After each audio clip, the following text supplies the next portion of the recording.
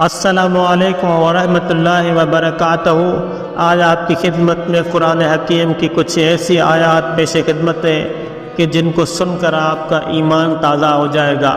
اللہ تبارک و تعالیٰ سورۃ بنی اسرائیل کی آیت نمبر 13 میں فرماتے ہیں کہ ہم نے ہر انسان کا نامہ اعمال اس کی گردن میں لٹکا دیا ہے، اور قیامت کے دن ہم اسے اس کے سامنے رکھ دیں گے جسے وہ کھلی کتاب کی طرح پائے گا، اور کہیں گے کہ پڑھ اپنا نامہ اعمال، آج تو اپنا حساب لگانے کے لیے خود ہی کافی ہے۔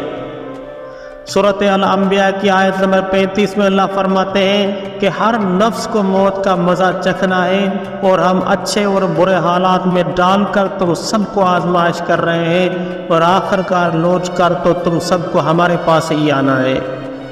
سورۃ الحج کی آیت نمبر 46 میں اللہ فرماتے ہیں کہ آنکھیں اندھی نہیں ہوتی بلکہ وہ دل اندھے ہوتے ہیں جو سینوں میں ہیں۔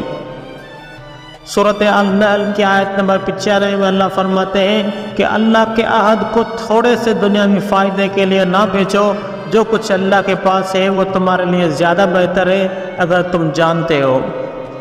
سورۃ المریم کی آیت نمبر 80 میں اللہ فرماتے ہیں کہ انسان جن چیزوں کا مالک بنا پھرتا ہے اس کے اصل وارث ہم ہیں، اور قیامت کے دن ہر شخص ہمارے سامنے اکیلا ہی حاضر ہوگا۔ سورۃ التکاثر کی آیت نمبر 8 میں اللہ فرماتے ہیں کہ قیامت کے دن ہم تم سے ضرور پوچھیں گے اپنی نعمتوں کے بارے میں کہ تم نے انہیں کہاں کہاں اور کیسے کیسے خرچ کیا۔ سورۃ العنکبوت کی آیت نمبر 4 میں اللہ فرماتے ہیں کہ جو لوگ برے کام کر رہے ہیں کیا انہوں نے یہ سمجھ رکھا ہے کہ وہ ہماری پکڑ سے بچ جائیں گے؟ بہت ہی غلط اندازہ جو وہ لگا رہے ہیں۔